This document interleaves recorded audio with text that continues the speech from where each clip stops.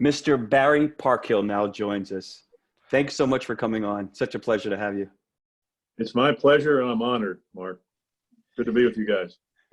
So 2018 Bahamas, or was it 2017? Outside of at the Bahamas tournament when we played against Dayton, and then we beat Wisconsin in the championship.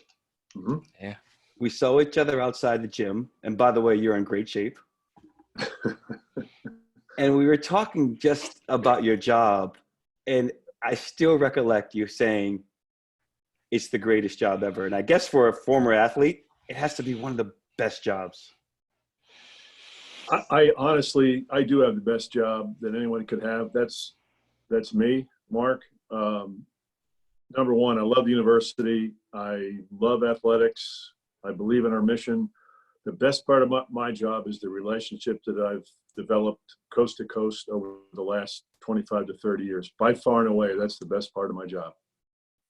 But it's never easy asking for money.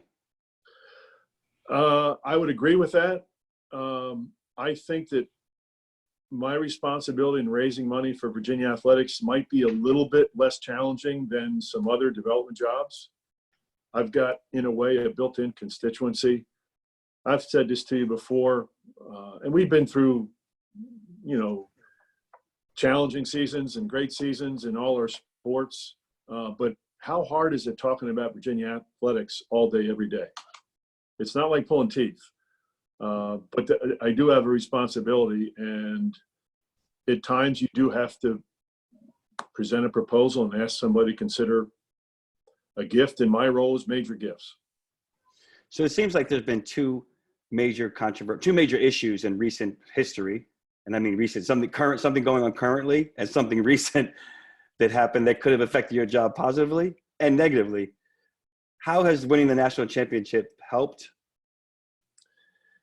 The winning the national championship in men's basketball, you can't put a price tag on it.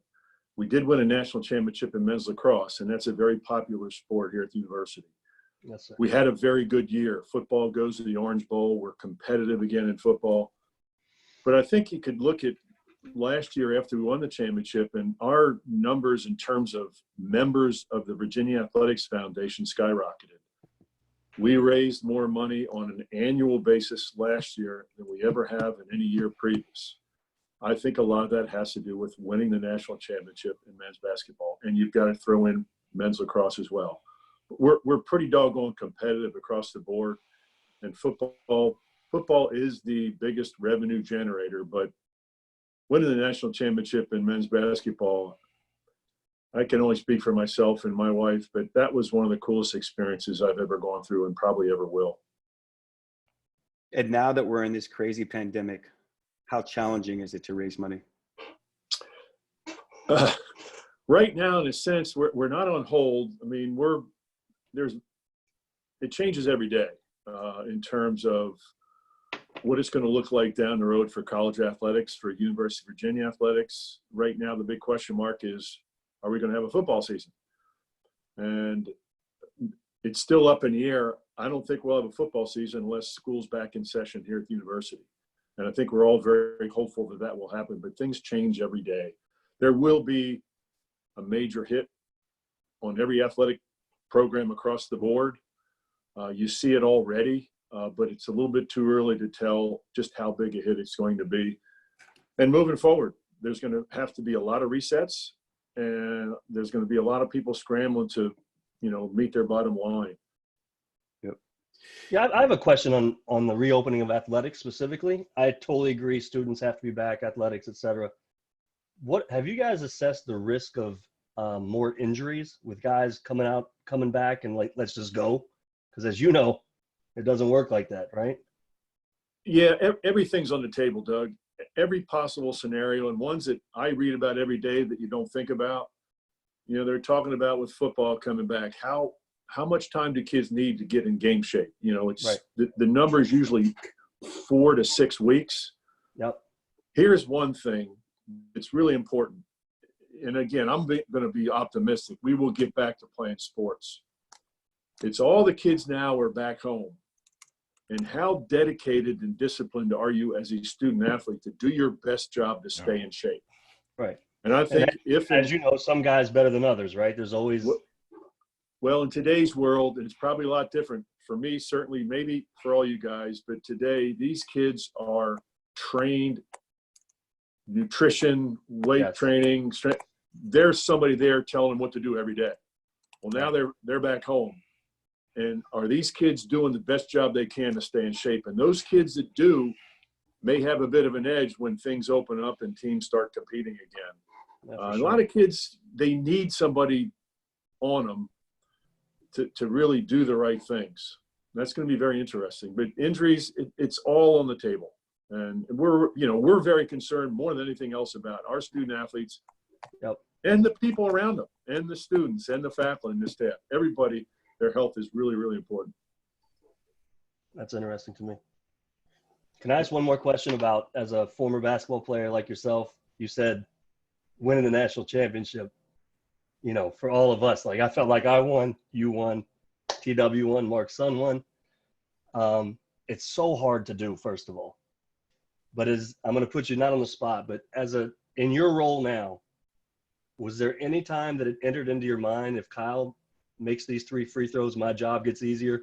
If we put down Texas Tech, was that any of that, or were you just being a fan? And no, I would say people might disagree. I'm more than a fan.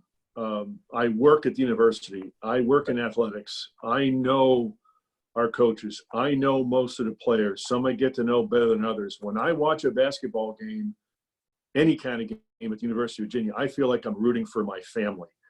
Sometimes I don't like the way I am, but it's like I'm living and dying with these guys. And I'll tell you what, Mark's smiling. I really do feel like I'm rooting for my kids. And I could say that about the coaches. I'm old enough to be all their grandfather. But I never thought of it that way. But, when that championship game was over, I cried. I mean, we played. I work here. It's hard to describe it. It's the most incredible feeling. Yep. Same way. Sure. And you've been in development now at UVA for close to 30 years. How did that happen? And was that an easier part of a transition from professional sports? Well, no. And most of my working career before I came back to Virginia, I coached collegiately. I coached at William & Mary as an assistant and head coach. I was out of coaching for 2 years. I coached up at St. Michael's College, Division II school up in Burlington, Vermont. And then I coached the Naval Academy for 2 years. And I got wind that there was a capital campaign in the works at the University of Virginia. I threw my name in the ring. I got the job. I did not come back in athletic development. I came back at the university in central development. And when Terry Holland was hired as athletic director, I'd been offered a job at the Alumni Association. Well, I ended up working 2 jobs because Terry asked if I was interested in raising money for athletics. I said, I'd love to, but I've got this other job that's not going away. So I worked that for a couple of years and then I went athletics full-time, 20-some years ago, Mark. Yeah. So before we go on your time as a UVA player, what's a week like for you as a person in development? Right now, today I'm on the phone all day, every day with the people I work with. And I don't talk shop when I talk to my friends. I mean, I've got relationships with people coast to coast. I'm not talking shop unless somebody wants to talk shop, then I can. I'm just checking in to see how they're doing. Yeah. If it's back to the old normal or when the new normal hits, I'm basically on the road every other week to certain areas of the country. And in between, I can spend time in Richmond or Northern Virginia, DC. I work a lot here in Charlottesville, but I spend time in front of people, which means I spend my life on the road traveling. How do you handle having conversations about UVA basketball, UVA football, things that maybe have to stay within the family, when donors are asking you, yeah, I'm going to give you money. Come on, give me the inside scoop.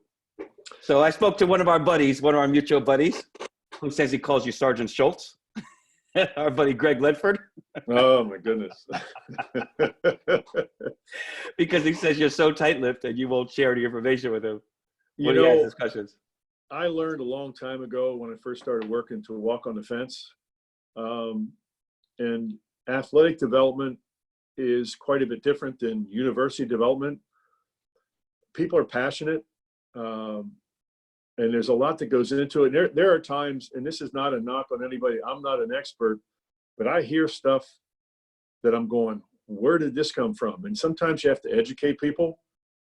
But if it's something I feel like is inside information, I'll either say, I don't know, or I just can't go there. Very rarely does that happen, though. But I don't want somebody knocking on my door here at the university saying, why did you have this conversation? Why did you say this or that? I just don't go there. Right. Sure. Your time at UVA as a student athlete, right? You helped put Virginia on the map as a player. What was your first year like as a UVA student athlete? And how did you get? Let me back up a second. How did you get to UVA? Well, very quickly, I grew up in State College, Pennsylvania, Central PA, where football and wrestling was pretty big. I'm not knocking anybody I played against in high school, but I played in probably one of the weaker leagues in the country. I was not really recruited at all. The former coach at Penn State, a guy named John Egley, called my coach, Bill Gibson, and said, there's a kid here you should take a look at. So Coach Gibson invited me to a camp in Gettysburg that he helped run before my senior year in high school. So I went down there as a counselor, not a camper. Coach Gibson was not there. He was overseas, but one of the assistant coaches, Chip Connor, was helping run the camp. And I realized at the time they wanted me there to evaluate me, not as a camper, but as a counselor. So counselor games every night. The last night, I lit it up. I couldn't do anything wrong. I didn't think much about it, but the next day my dad comes and picks me up, and Coach Connor comes over and says, hey, we'd like you to visit the University of Virginia. I had no idea what he was talking about. So he explained. I said, well, yeah, that sounds great. Wake Forest came in later on that summer. They came to see me work out in State College. They postponed a visit that I was supposed to take to Wake. I'm figuring they just didn't like me. I visited Charlottesville in the fall. You guys appreciate this. It was a Chamber of Commerce weekend, football game. My host ended up being two of my best friends, Frank DeWitt and Scott McCandlish. Had a great weekend. I go to leave on Sunday, go to Coach Gibson's office for kind of the last rites, and he offered me a scholarship. I said, I'm coming. That's great. That was it. Didn't visit anywhere Simple. else. And, Wake Forest came in late, but I'd already committed, and that was it.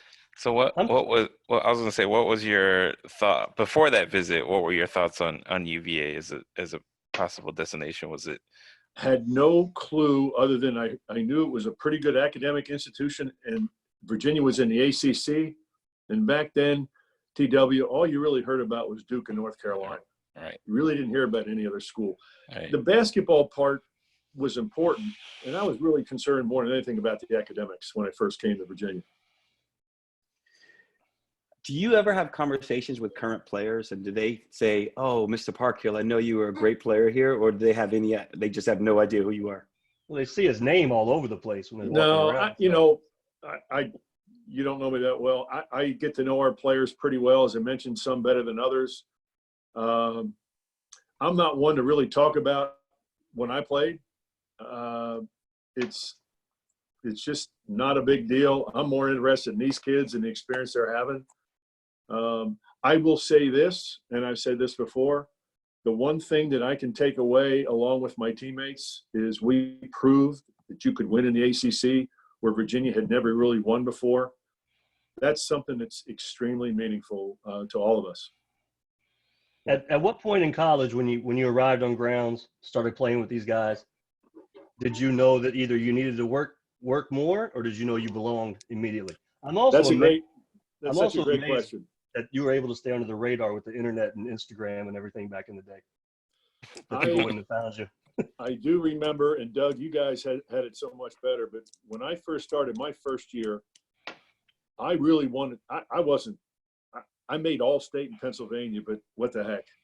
I came here, I wanted to play, and you couldn't get into U-Haul, you couldn't get in Memorial Gym.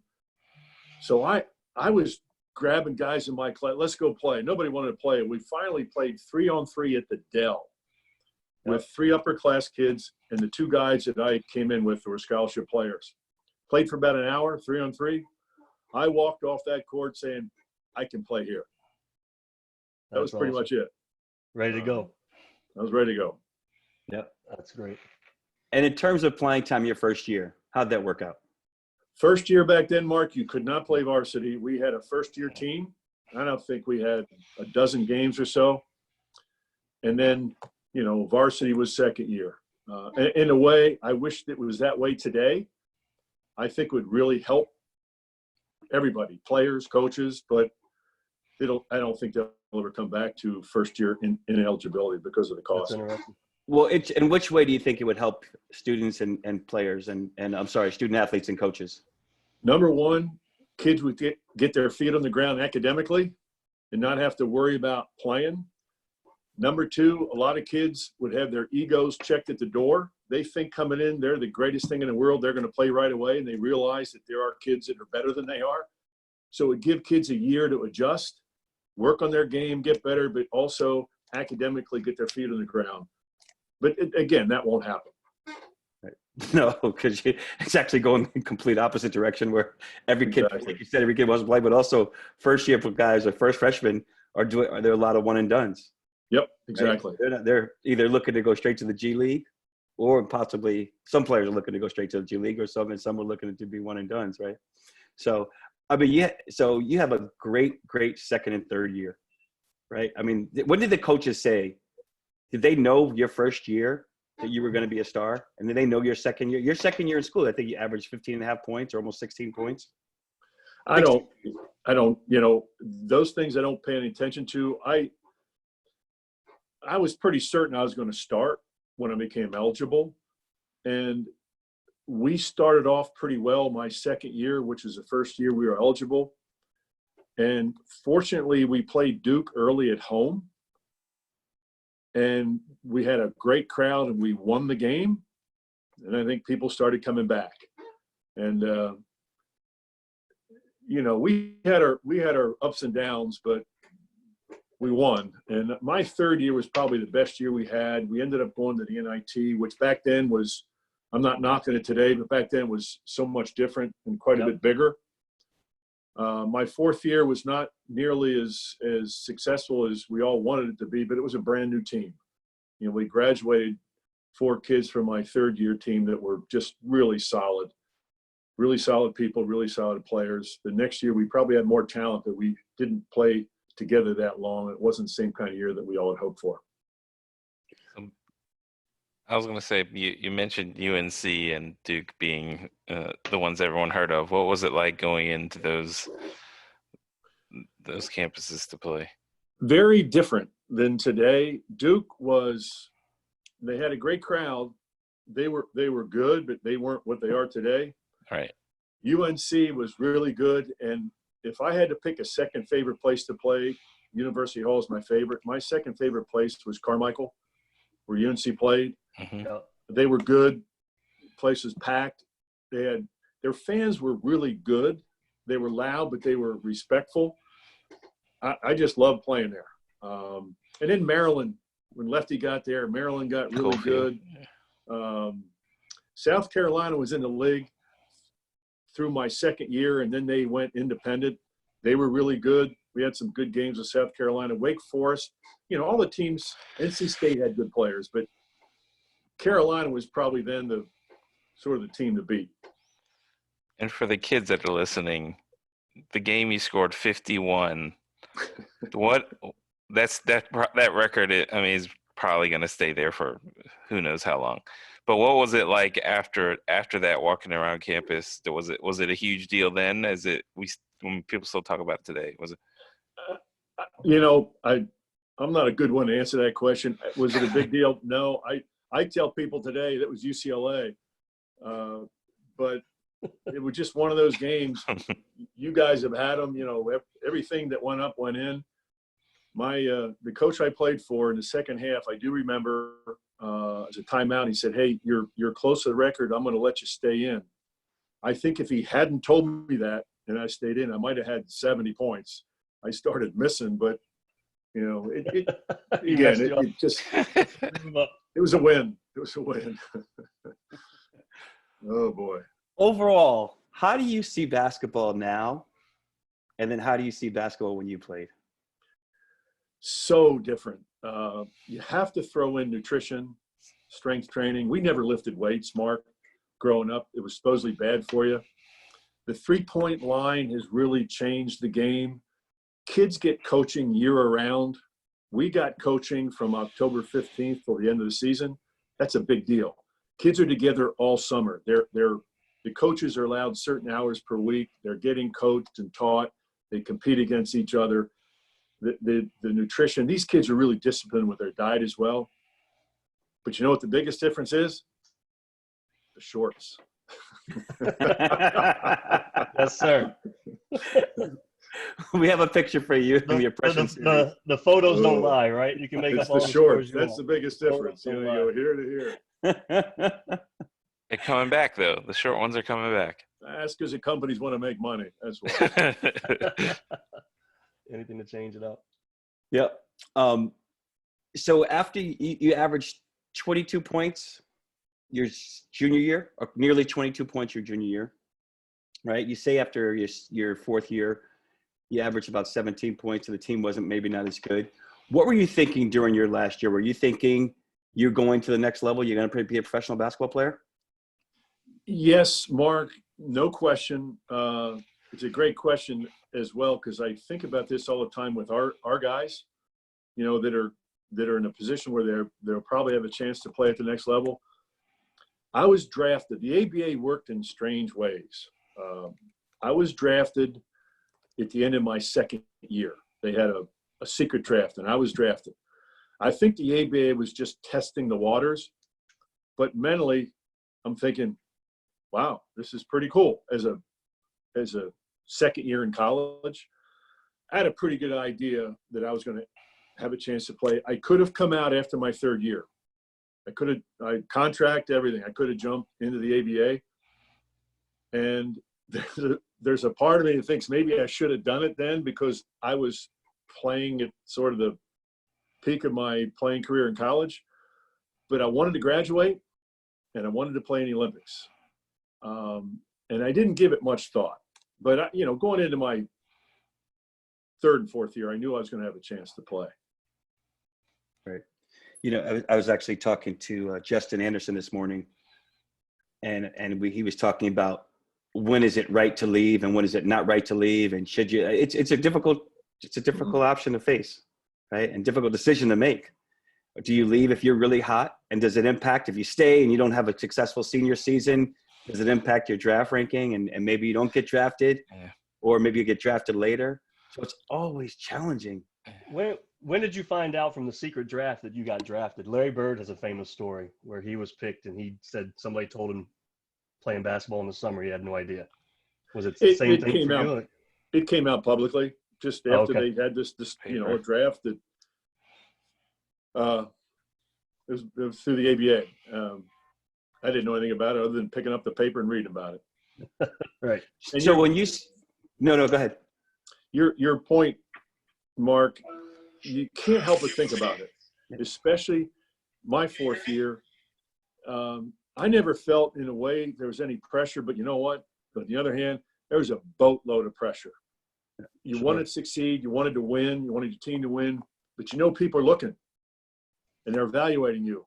You can't help but think about it. Right. And even more so today with all the social media and all these kids, unless they don't have a device, they're going to read and hear about it all the time. Somebody wants to say hi to you. J.A. Looks like he's working out. You give him He my can't hear best. you. Let's go, Justin. I can hear you now, Justin. Justin, how are you? Yep. I got to give him a call. I don't know if I have his right number. I have a couple mobile numbers for him. I'm going to give him a call. Right. You probably had the burner. Yeah. Jay, you don't want the push-up contest with me and Mr. Parkhill here. You gotta take it. I don't know. Can you hear them or no? Take it off the screen, Mary. No worries. He's gonna join here in 2 seconds. Did you have a sense going into your senior year, that your fourth year, that you wouldn't be as good of a team, or was that? No, Right. not at all. You don't think about those things. Right. No, exactly. I was just curious because my fourth year, Gus Gerard was a second year, and Gus was a great player.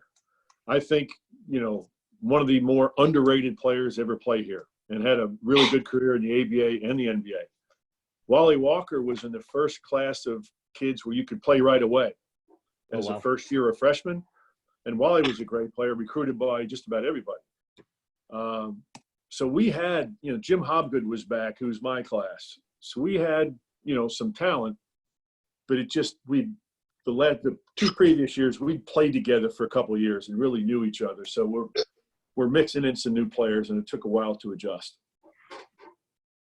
I want to go back to deciding to leave after your junior year or staying for your senior year. And when you look at players now, UVA lost 3 players after their third year. Did you have thoughts about that? Very little. I just knew it could happen, but honestly, Mark, I didn't give it very much thought at all. I mean, the money has always been pretty significant. Back then, the money was significant. They were saying after I, got drafted and moved on, that it would change. Well, it changed. I wish I were 20 years younger. The money was important, but it wasn't a driving factor. But again, I didn't give it much thought, to be honest with you. Yep. I got you. I also want to take it back to the development, because there were 2 questions I really wanted to ask that I get a chance to, and now that I'm remembering. When you're asking people for money, is there a specific group is there like a sweet spot, a range of ages, or people who've left the university where you try to hit more than others? It's most of the people that support Virginia athletics have a degree from the university, or 2 or 3.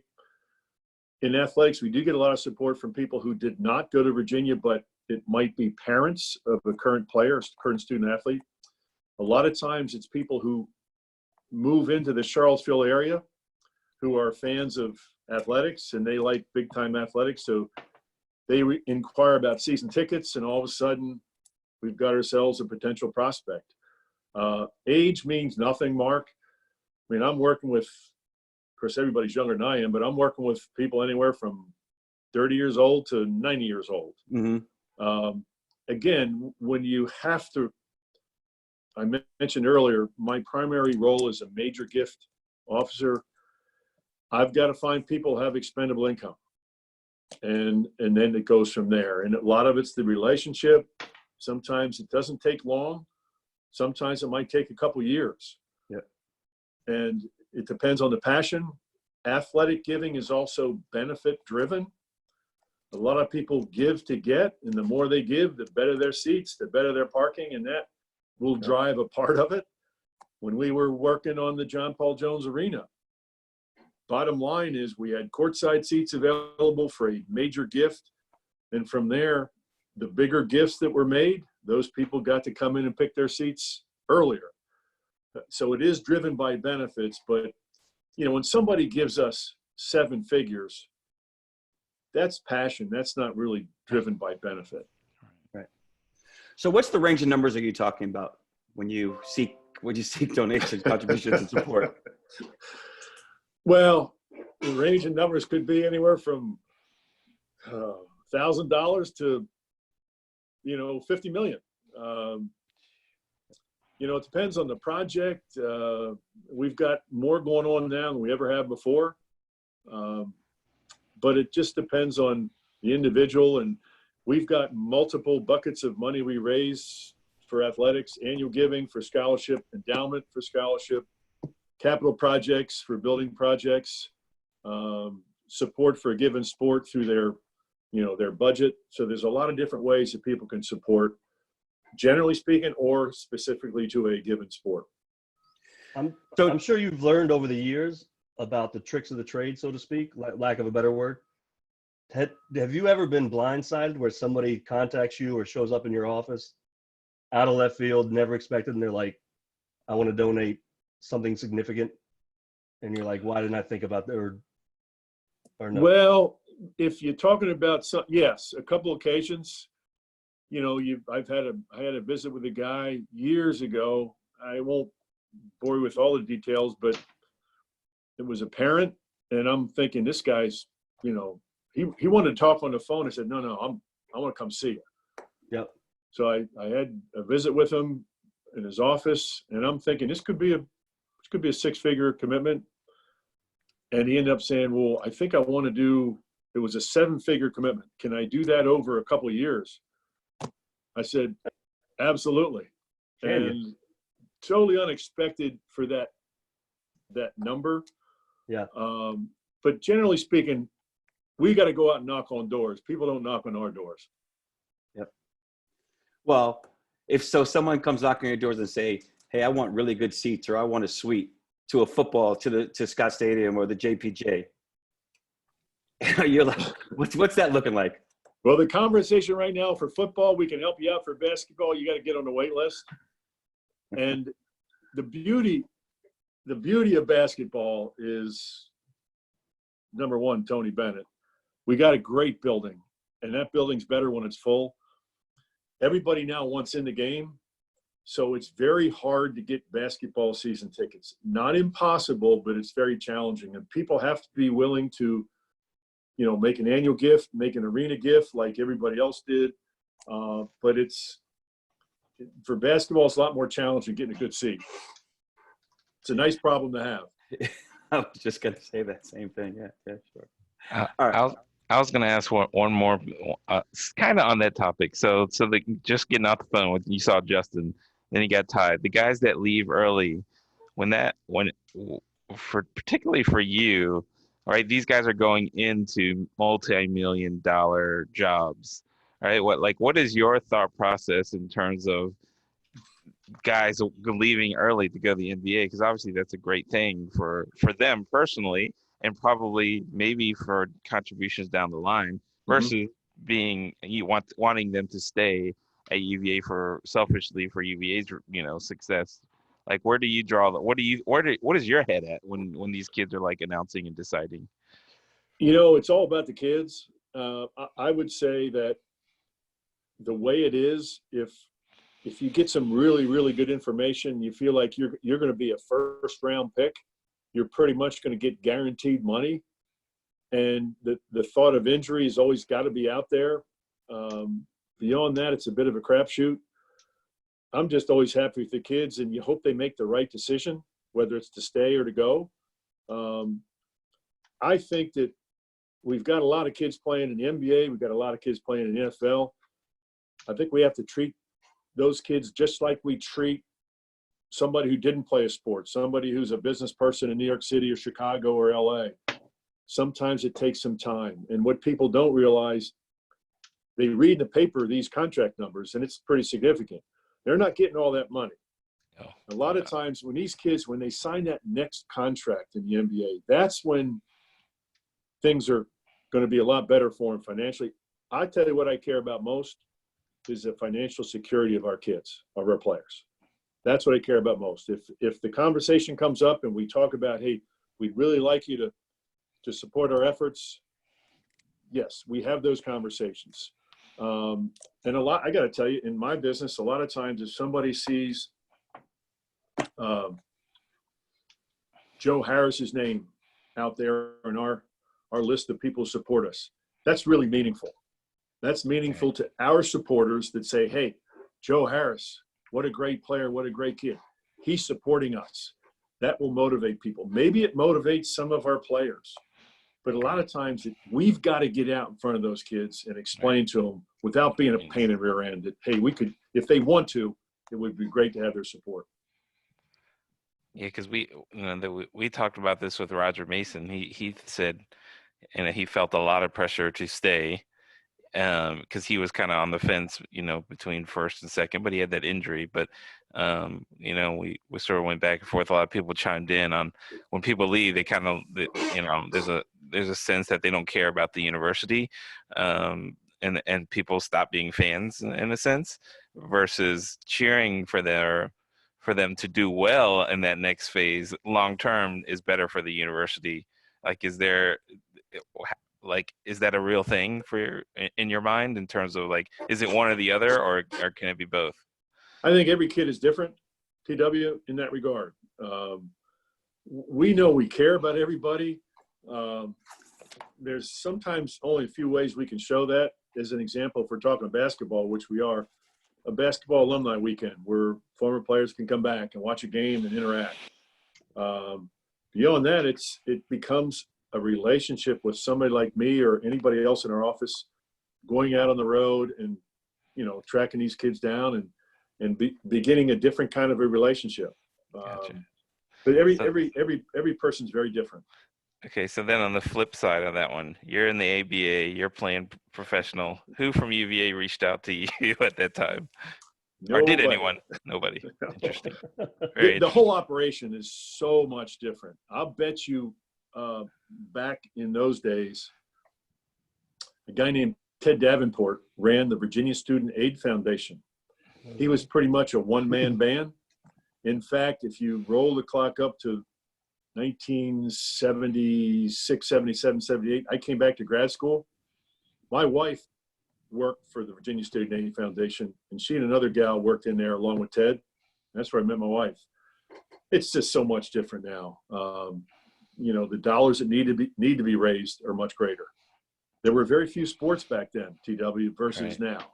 So that's just created a bigger budget, and as we all know, everything is going up in terms of cost. And to add to that, was the ABA providing salaries where somebody from development may have been looking at you as a potential candidate to giving? I doubt it. Nobody ever approached me about giving back to Virginia. I think I did. I'd have to look back at my track record. I mean, coming out, I thought I signed a 5-year contract, a no-cut contract, and I got a bonus. It's like, wow, this is unbelievable. But again, you find out pretty quickly that, yes, I was very comfortable, but it's not the kind of money that people think it is. Right. No. What was the difference between NBA and ABA? The biggest differences between those two leagues at that time? The biggest difference was the three-point shot in the ABA. Beyond that, I think the ABA as a rule, Mark, maybe a little bit more up and down in terms of the style of play. We had exhibition games with NBA clubs, and when you have those exhibition games, you're coming out of college and you're reading about Earl Monroe or Julius Erving or players back then, and you find out that, hey, they're all pretty much in the same boat. They just happen to be two different leagues. The one thing I will say, the ABA played in smaller markets, which was very different. But I will say that after the merger, when you look at the All-NBA team, there's just as many former ABA players on that All-NBA team as NBA players. Right. Just, the TV was not that big. And, we played in San Diego and Memphis, along with Indiana, Denver, San Antonio. And back then it was the New York Nets. Now it's the Brooklyn Nets. But there were teams in Dallas, Miami, North Carolina. They were all over the place. Yeah.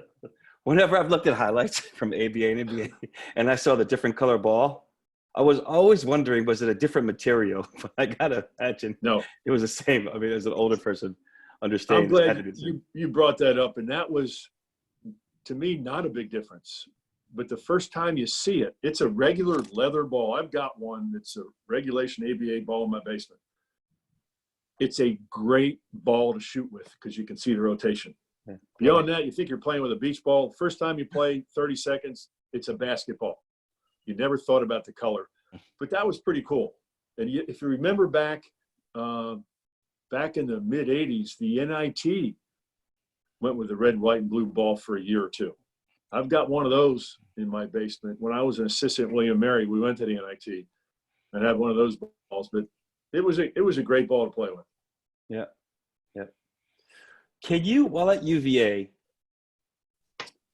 what were the other were there any other differences between now and then in the game? Well, it really goes back to just the player development, as I talked about before. And these kids, I'm so envious of our players today. And I think quite a bit, how much better a player could I have been if I had access to what these kids have today. They can't think about it because that's what they have. That's what they know. They're here in the summer, and they're going to summer school. They're catching up or getting ahead, which is great. They're playing every day. You know, it's so different in that regard. It's hard to compare. I mean, we didn't have any structured workout regimen in the summertime. You had to scramble to find a pickup game. Yep. I was in here summer school one summer. There weren't any players around. But you didn't know any different. These kids today, they put in the time. I think, my opinion, I think sometimes it's too much, but that's the way of the world. And most kids can handle it. Some kids, it takes them a year or so to really adjust to all the things that are thrown at them. It's not just basketball. It's you're going to class. You're on your own. Mom and dad's not there to wake you up. You know, you're getting up early in the morning and lifting.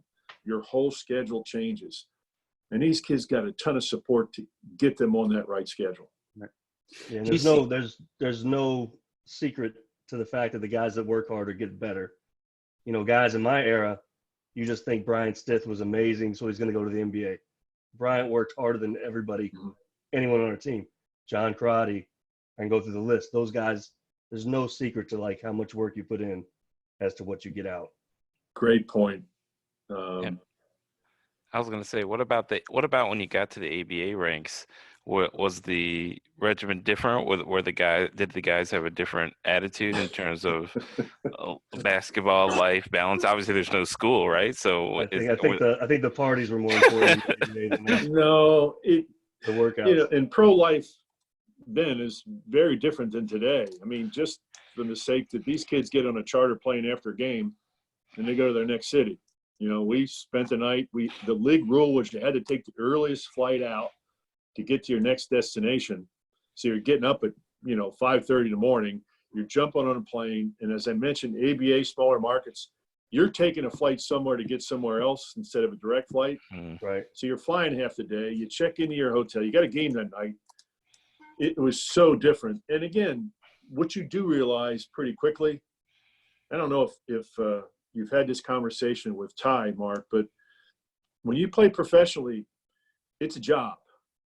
And you got teammates, and a lot of those teammates, they want your job, or you want their job. Yep. You hope you have a really good group of guys. I always play with a really good group of guys, but it is a job. And a lot of times when you're done practice, you're going home by yourself, and your teammates are going home to their families, and they have kids.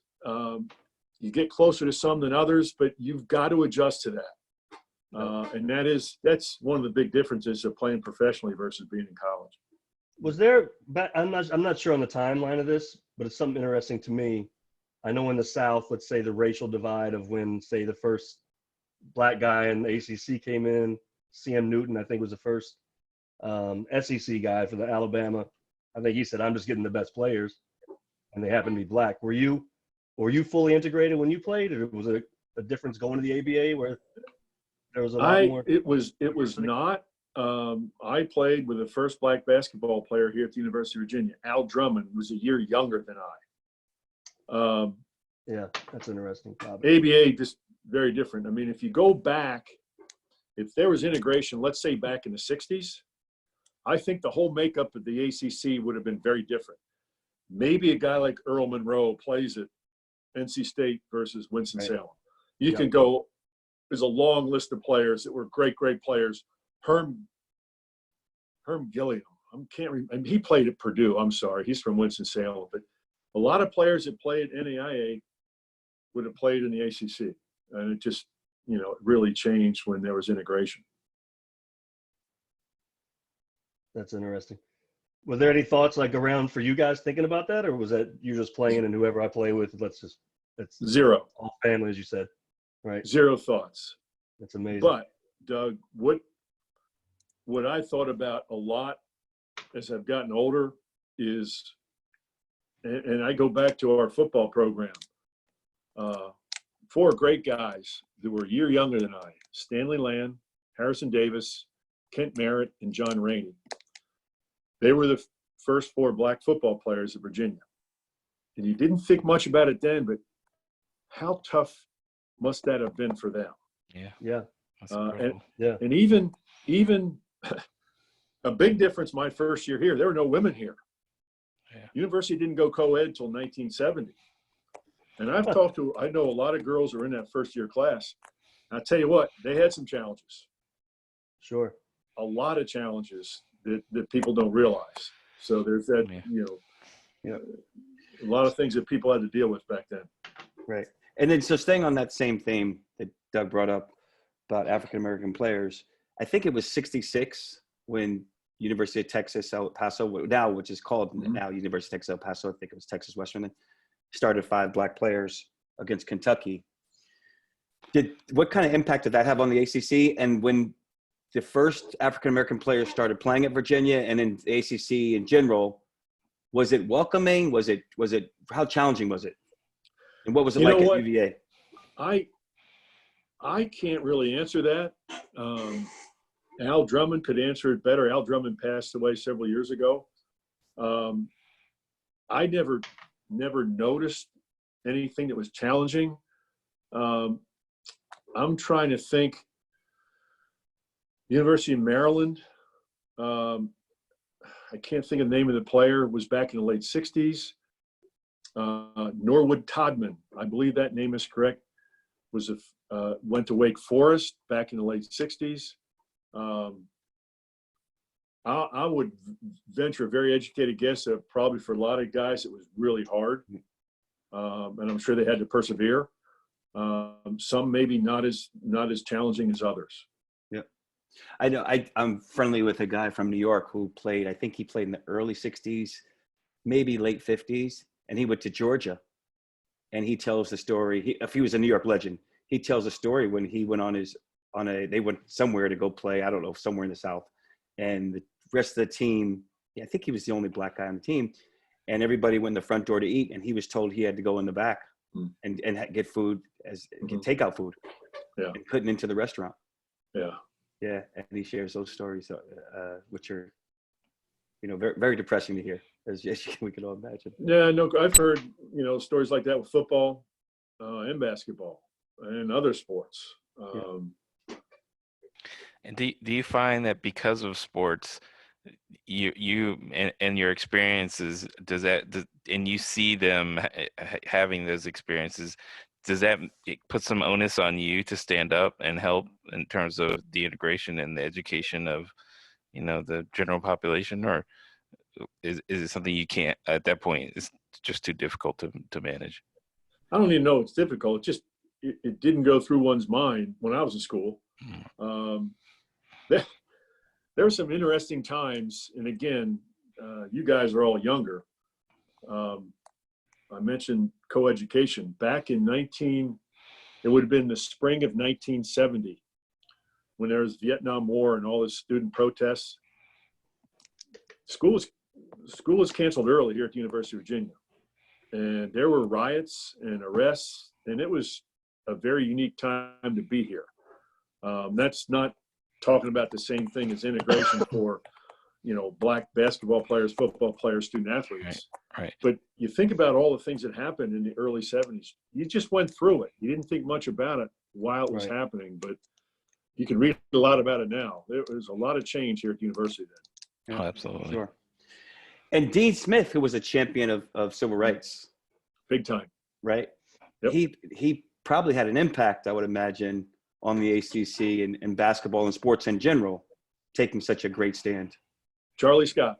And that's been documented. And again, it just made the ACC better for all the right reasons. And for that matter, everywhere else. I mean, I grew up in Central PA. My hometown surrounds Penn State. Wasn't the same in Pennsylvania as it was I don't consider Virginia South. Most people do. I think we're middle Atlantic. I'm from Tennessee. It's not the South. But I tell you what, when I was in school, people said, "Boy, you're going way down south to school." Right. But it was different. Me being from Tennessee, I had people saying, don't get that accent when you go up there to the north. Boy. What was it, looking back, was it boring playing with a bunch of white guys all the time or no? I mean, to this day, I don't play anymore. I miss playing, but I just love basketball. I feel so bad for the kids today, like Ty and DeAndre and Malcolm and Joe and all the guys. Can you imagine, Mark, Doug, not having a basketball in your hands for a week, let alone a couple weeks? Couple months. Played every day. I just can't imagine. I'm sure they're innovative. Maybe they're dribbling or working on ball handling drills, but getting out and shooting buckets. Yeah. These guys today are spoiled. They're not used to shooting outside. Well, right. you bring up a good point, because now guys are going to go to great lengths to make sure they can play, right? Mm-hmm. So Ty has left Phoenix, DeAndre's left Atlanta, and now they've moved into a house together, and Devin in Charlottesville, so they could all work out in Charlottesville, right? So Whatever it takes. Right. So they can't imagine being without the basketball for a week or two. They have to get it in. That's how committed, and that's how much love they have and passion they have for the game. And back in our time, Mr. Parkhill, if you agree, you talk about the pickup games. You would kill to play 5-on-5 for 3 hours every day, whatever. And imagine being without that. These guys are so much more structured now. They talk more about working out than they do about, let's say, playing, which I always find interesting.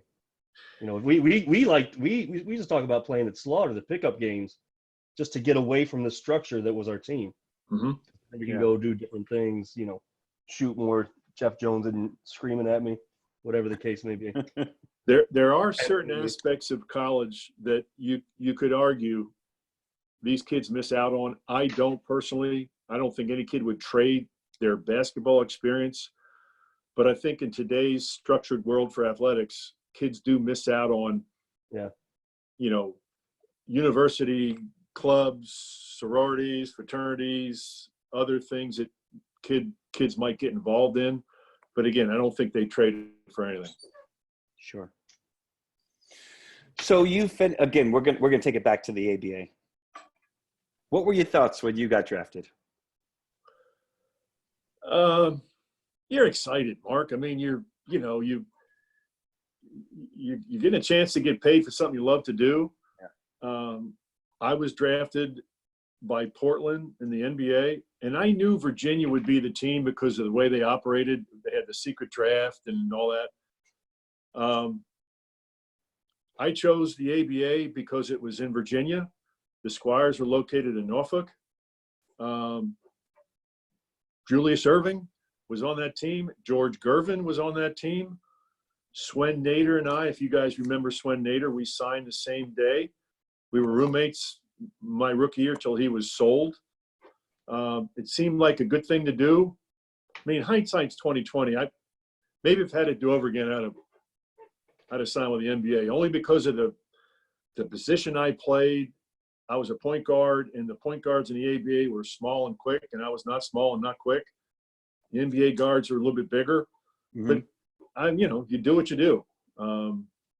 It's such an eye opener, because all of a sudden you're starting all over again, and it's not like going to college. You're starting all over again, and you're going with a bunch of guys that are mostly older. It's a job. It's the whole training cycle changes, and you have to adjust. Was your mindset before you got to the league, this is my job, or you like, I'm going to go have a fraternity again like I did at Virginia with my teammates, and then you kind of got the slap in the face of, this is a job? No, I don't think I look at it either way. It's hard to remember back almost 50 years, Doug, but I knew it was a job. You're excited. And a lot of it, you adjust based on your teammates. I played with a bunch of good guys. And there's an adjustment to the game. There's adjustment to the physical part of the game. I don't think I adjusted very well early on back then. And maybe some coaches were different, but you don't get a lot of individual coaching. It's all team. And you don't get a lot of individual instruction to help you get better, to sort of teach you how you guard your guy. You know, all this stuff, a little bit different. And maybe that's changed today.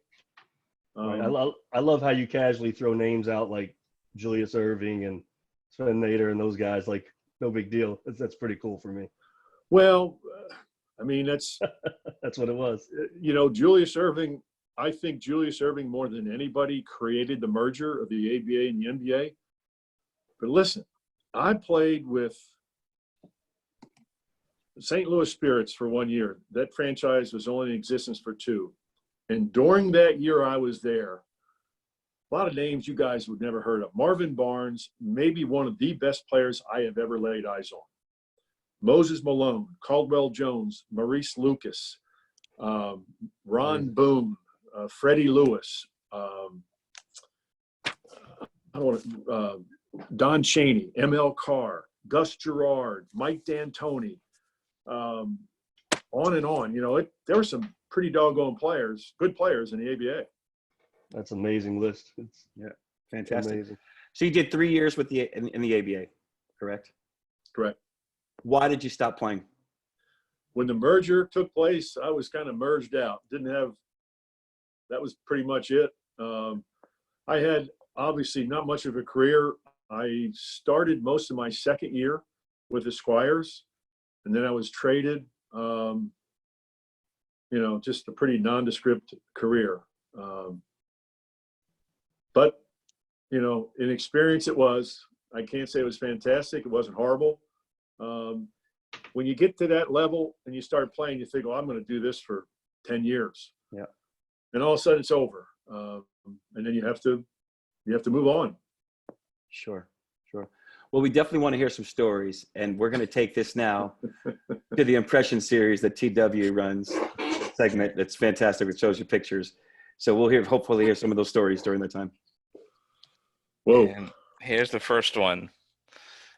It says the Cavalier Captains. It's a photo from the program, and it has you and Jim Hopgood.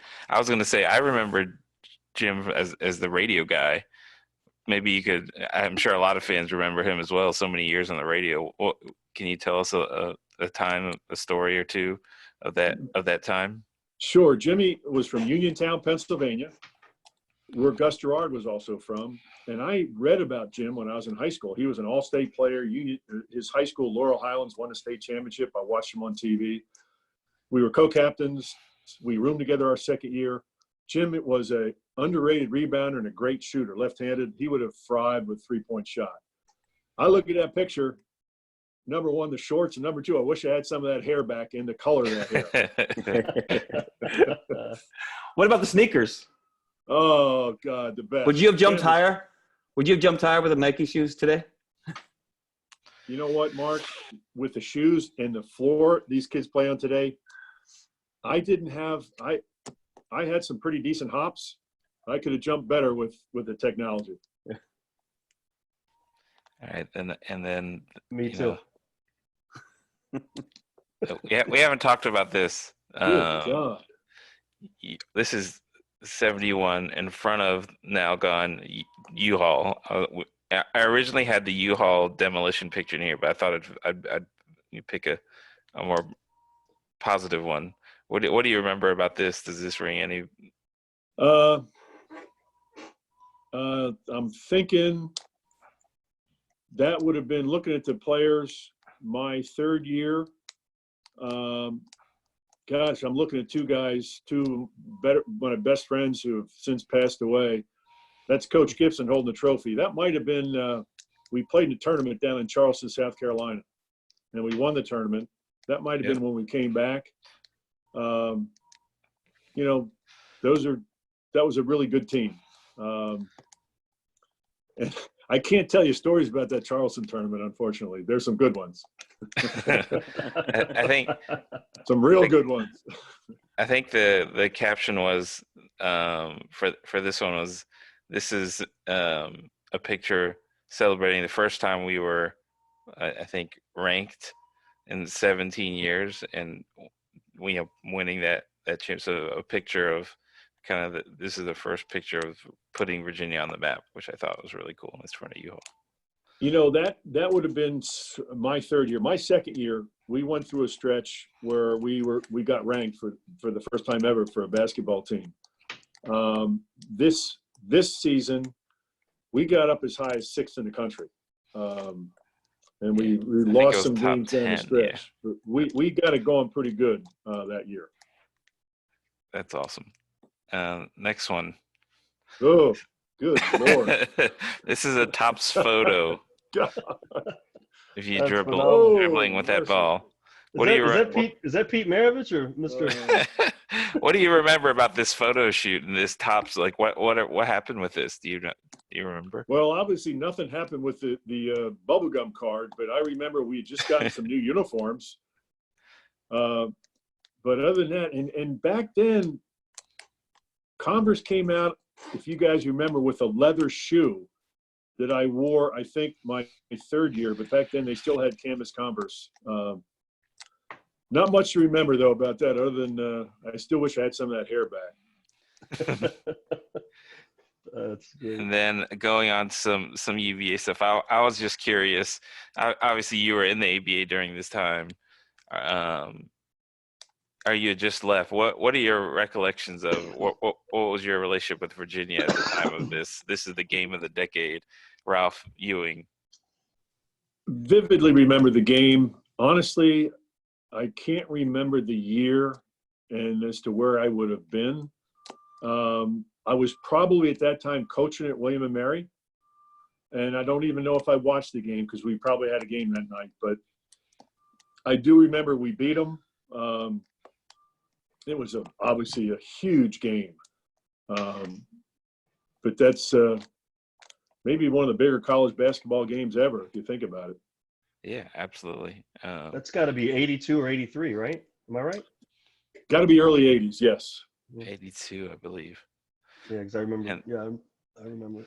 And then a similar one. This is a picture of the upset that we think about with Chaminade, guys on the rim. Where were you? What do you remember about this game and this upset? Again, I'm sure I was still coaching. Remember reading about it. There's a bit of a shock. I've made this comment, and I'll make it here, that when we lost to UMBC, I'll bet you all the players at Virginia who played on this team breathed a little bit of a sigh of relief based on the magnitude of the upset. But you know what? This game is highlighted every year at Thanksgiving. Yep. When they have those tournaments out in Hawaii. Yep. And I'm sure the same thing will happen with the UMBC game. But you know what? Guess what happened a year later? That's right. That's right. I think that young man is from Virginia in that picture. Yeah. He played in Ralph's high school, right? That's it. Something like that, yes. And then wow. Next, the Pete Gillen era. I know you were at the university at this time. I Yes. just wanted you to comment in terms of what it was like then, asking for donations and all during that sort of like rough patch. You know, anytime that we're doing something in athletics, when things are going well, the conversations are a little bit easier. As you guys all know, Pete got it going here. Mm-hmm. I remember a loss we had. We were ranked in the top 10. We're playing Maryland at home. They were ranked. That's the year they won the national championship. And we were ahead 3 minutes ago. And I remember, I think it was Travis Watson, who, by the way, in my opinion, is one of the very most underrated players that ever played here. I think he missed a foul shot. Maryland ended up winning the game. And teams kind of went in opposite directions. But Pete's a great guy. I don't know how Pete's won like 300 or 400 Division I college basketball games. Not many guys can put themselves in that class. And again, he really got it going here. And in terms of like your outreach, because I remember that time there was a lot of complaints about U-Haul and JPJ was coming. Was that a crazy busy like time for you? Yes. Conversations, again, when you don't have it going, there are some people that said, hey, come, we're all asking people to make big investments. And people are saying, well, come back when we're better. My comment was, this new arena will help us be better. Sometimes people don't want to hear it. That's fine. Right. But we got it done. And, as they say, the rest is Amazing. history. Absolutely. And then the next one. These are the guys marching on the lawn. Where were you when you heard this? What was going through your mind, given I was at the home. conversation we had? I was home that weekend. The one thing I take away from that weekend, which I think is really unfair, that impacted so many people, but I think some people realize and some don't, that really impacted Coach Bennett and our basketball program. Because a lot of kids, I believe at that point in time, it was August, and they were committed to visiting University of Virginia. They didn't commit to come here, but they were committed to visiting. And when this took place in Charlottesville, a lot of kids decommitted on their visit. Yeah. And they probably heard from opposing coaches that were telling them, look what's going on in Charlottesville. Do you want to go to University of Virginia? And How can you not, though, right? Right? How can you not be concerned? Yeah, yes, I hear you. The whole thing was just really sad. That could have happened anywhere. Yeah. It just happened to happen here in Charlottesville. I think there's still things that have happened since then, but I think hopefully we're past all that. But I think that impacted everybody, but it really impacted, I remember the basketball program. And Mark, you've talked about it a little bit, but like you said, you had a call with Coach Bennett, right? Yeah, as soon as it happened, I was in Vermont with Ty, with my two sons, and we're watching it on TV and we're following it and reading about it, and I was immediately concerned, and just thinking about, like, this is really where my child goes to school. Right. This is unreal, right? All right. Let's I think what Mr. Parkhill's saying without saying it, and the way I looked at it, aside from how obvious, how bad everything was, that's not Charlottesville. That's not the University of Virginia. It's not. Like, we know that, right? That's not what people are really family. Right. UVA. Right. But as a parent, right, your child's got to be around that. Right. And then are they going to come back? Right. And what happens if they do come back?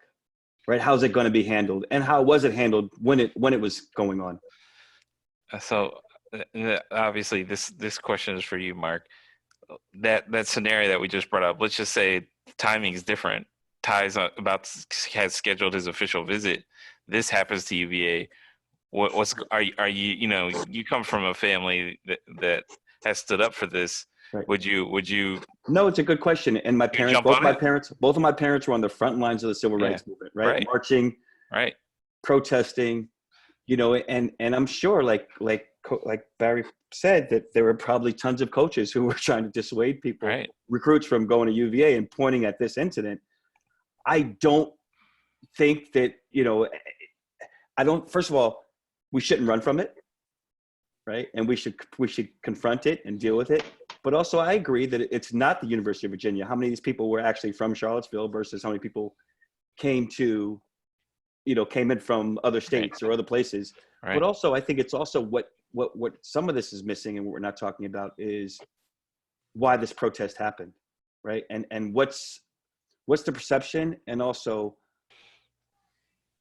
what's the representation of what people believe of the statues on campus or the statues downtown, right? And I think that has something to do with it. And I think it was important to those statues can represent painful memories and painful thoughts for a lot of people. Right.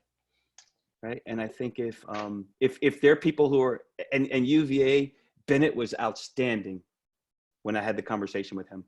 Right. And I think he represents anybody else I've talked to. Right. Anybody else I've spoken with that represents UVA. Right. He's a reflection, I think, of the university and of how, and the administration and anybody else I've spoken to about it. It was actually very comforting. All right, I'll lighten the mood. We talked about this earlier. Short shorts. coming back. What are your thoughts, No. Mr. Park? Wait a minute. Did you see his reaction? Did you see Barry's reaction? I mean, these are this is not. I mean, they're rolling them up to look like you used to look. For the audience members, Barry Parkhill's reaction was immediate disbelief. We're looking at a picture of Chris Paul and James Harden, whose shorts are rolled up all the way up Quads to up, their thighs. quads out. Those are a lot longer than ours too. I don't. You know what? I don't really have a reaction. I think it's what looks decent and what's comfortable is really important. I'm not seeing this, and I know a lot of kids now. They're not rolling them up from the bottom; they're rolling the waistbands. Yeah. To bring the shorts up. I kind of like the NBA. I believe they used to have a rule where you had to be so many inches above your kneecap. Right. You remember years ago, guys were wearing shorts and they were going below their knees. I don't know. I could play in that. LeBron. Yeah. It reminded me of pedal jumpers or pedal pushers, whatever we called them back then.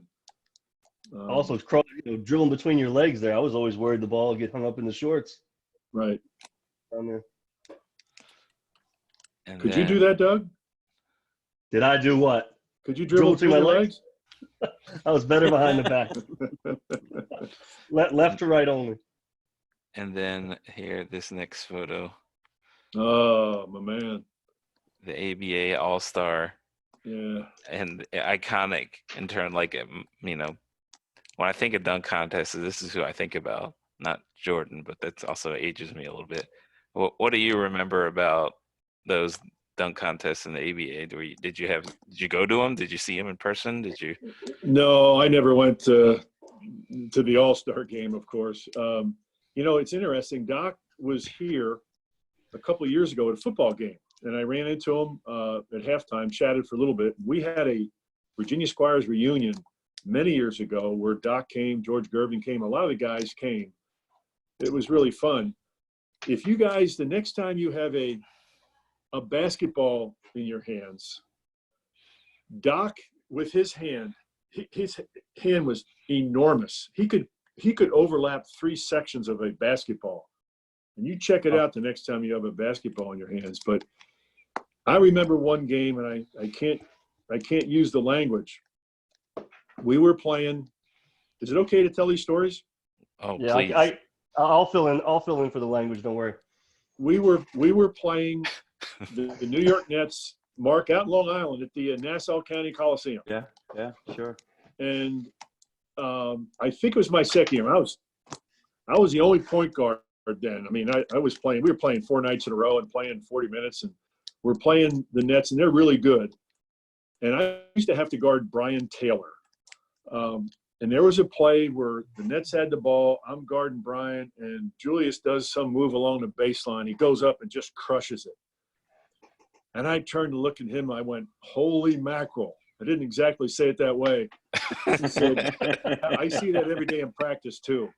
He did things that were just – I wish they had highlights of him in the ABA. Yeah. He did a lot of those things in the NBA, but he was so electric. And he played on a really good team as well. I mean, I just as a kid, there wasn't a lot of ABA highlights that you could see, but when they showed it, they did the free throw one, and then they did the one where the Lakers, Michael Cooper, where he went over, and then they did the one on the baseline where he curls almost out of bounds and back around, and the NBA is fantastic. You saw that thing 100 times every season. It was amazing. You guys have seen there's a highlight that they still show every once in a while. It was a Sixer-Laker game. Jabbar was playing. Yep. Doc goes up and under and flicks the ball off the board, twists it, and spins it in. Back in the ABA, he'd come around the other side and dunk it. He'd flush it. He wouldn't just flip it off the board. The guy was just amazing. And a really good guy. Really, really good guy.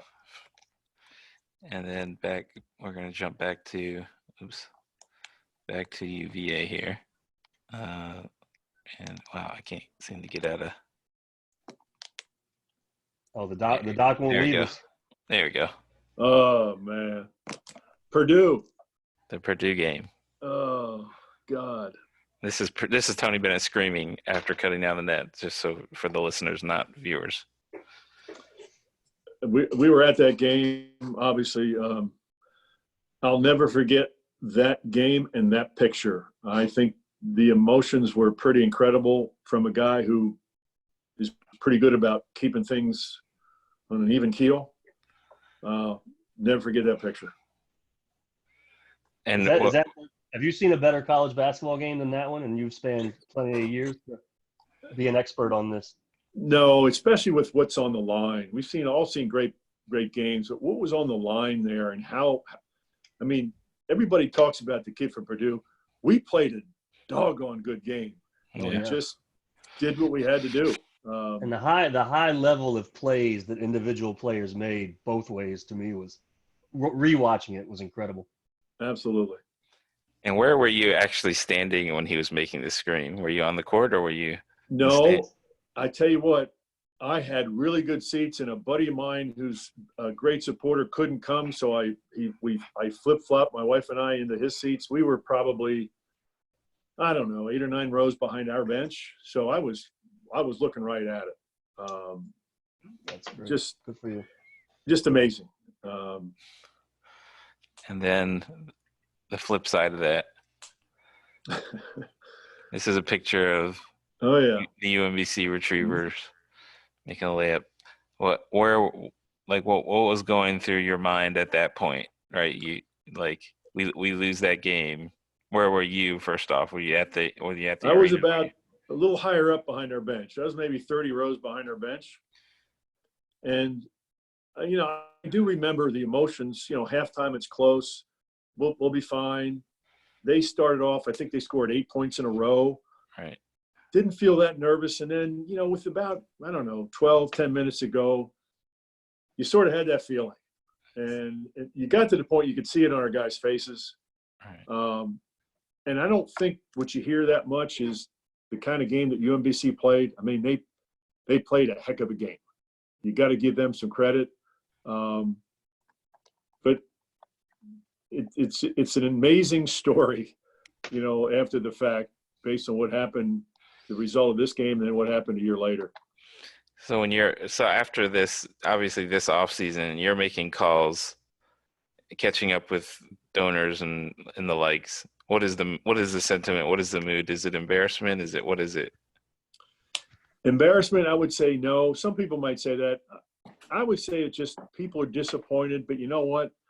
Because of the character that Tony has and his family and his coaches and the players, you know what? I think people felt really bad for them, not embarrassed. Right. They feel bad for him. And you just move on. And nobody moved them on better than Tony did and our players, the way they handled it and the way they moved forward from it. Right. And as a coach, if you went into the season, Coach Parkhill, and somebody said you're going to lose 3 games this year out of 35, you'll probably take that every time, right? I'm not telling you what game it's going to be, but you're going to lose 3. Absolutely. Absolutely. And I mean, what comparing that to the mood versus after the Chaminade game? I mean, obviously you were at William & Mary, you were coaching. What was that emotion like for you, comparatively speaking? Well, no comparison, TW, because I was somewhere else then. Yeah.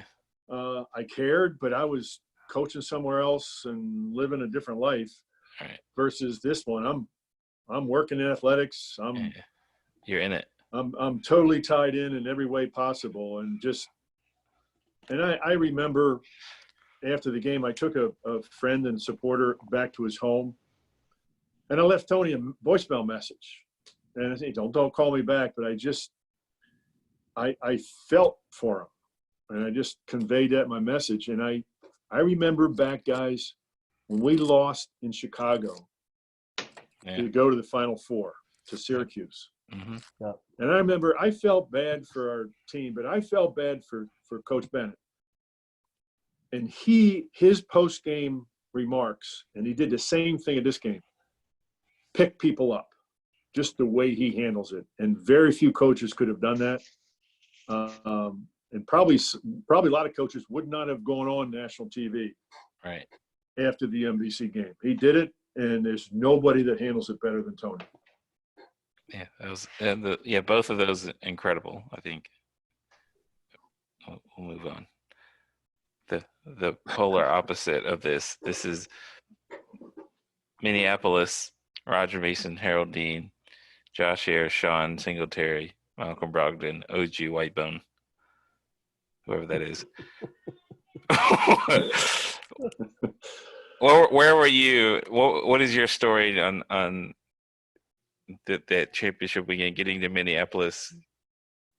I was there. I took the charter up Friday. There was a pregame get-together of a lot of former players on Saturday afternoon, which I went to for a while. A ton of former players were there, which I thought was really cool. I was so wound up and nervous. I went there for a while. I went to the arena, and I just wanted to take it all in, which I did. And my wife made the call before that she was not going to go. And so I'm there by myself, and I talk to my wife multiple times a day. On Sunday, we're talking, and she says, doggone it, I used to work in athletics, and here I am at home, and we're playing a national championship game. I made a couple calls, sent a couple emails out, and got her a flight up on Monday, private flight. I gave her my seat on the flight back to Charlottesville on Tuesday morning, and I got a ride back with a friend. So we were able to take it in together. And, well, I mean, what can you say, guys? You could write a book about this. It was just an amazing experience. So cool just to see that. All right, this next segment, we're going to call this buy, sell, or trade in terms of, these are cards. I pulled up some old cards. Wanted your thoughts on these guys. Well, now, when you say buy, sell, or trade, buy one, sell one, trade one. I am going to probably give you an answer you don't want to hear. I'm buying them all. Othell Wilson, incredibly talented player. I think he was NBA caliber. He got a little bit of a smell at the NBA. Rick Carlisle, great player, overachiever, had a hell of a career playing, and he's one of the best NBA coaches ever. I will not tell you that I have a favorite Virginia player.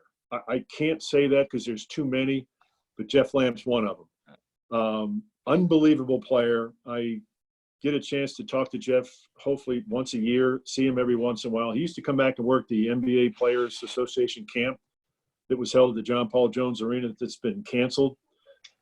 Guy was just a stud, and not only a great player, but just one of those guys that he did whatever it took to win games. And his teammate, high school teammate in college, to me is also one of the most underrated players ever at Virginia. And that is, actually there are two of them. One is Lee Raker. The other is Jeff Jones. If Jeff Jones plays on a different team, Jeff Jones could play. Yeah. He just had Ralph Sampson, Jeff Lamb, Lee Raker to throw it to. He was a great player. That's awesome. And then we got two more of this style. We got Corey Alexander, rookie card. Roger Mason, John Crotty. Again, I'm buying them all. Roger Mason, talented. John Crotty, again, you got to say, guys, he had probably one of the best NBA careers of any guy that ever played professional basketball at Virginia. He's also one of the most underrated players. Yeah, absolutely. Still in the game. But again, I'm taking them all. And Roger Mason talked about you helped him get home after Minneapolis. It's who you know sometimes, TW. He was like, yeah, he at first he kind of mentioned I wouldn't say fractured relationship with the university, but he just always felt like because he left early, people didn't really care about him. But then he was like, no, Barry takes care of me, which I think is pretty cool. I care about them all. And then last one. You got Don Staley, Brian Stith, and Malcolm Brogdon, because this leads into wow, freshest question, but I mean, you got to say Dawn Staley, maybe one of the best women basketball players ever at any level, period. That's right. Yep. And now she's one of the best coaches, but just an unbelievable player. And the credentials aside, which they're great, she was just phenomenal. Brian Stiff, total stud, just, the kind of player you want on any team. Great kid. I don't know that he's underrated, but, he's got to go down as one of the couple best players ever to play at this university, and had a great pro career, great family. Malcolm, I think Malcolm's going to be president of the United States somewhere down the line. I know Malcolm pretty well, and incredible career, great ambassador. He's just a great human being that happens to be a great basketball player. All right. That's the end of it. We appreciate that. I'll let Dougie take over in the last question. Okay, we do my segment every podcast, and it's going to be a tough one for you, but it's your own criteria. Could be the best guy, the best player, the whatever, but your Mount Rushmore of Virginia basketball, and you get 5 of them. Probably shouldn't say this, but I was sort of prepared for this question, and you're not going to like my answer. Well, you know way more of them than we all do. So. Yeah. Well, I'm not going to have the kind of answer you want, and I'll say why. It's because it goes back to relationships, and I cherish the relationships I have with everybody. But we're talking about Virginia basketball. I cherish the relationships I have with all the players I've gotten to know, some better than others. I can't give you 5. I don't know if I could give you 10. I don't know if I could give you 20. So my cop-out answer is this.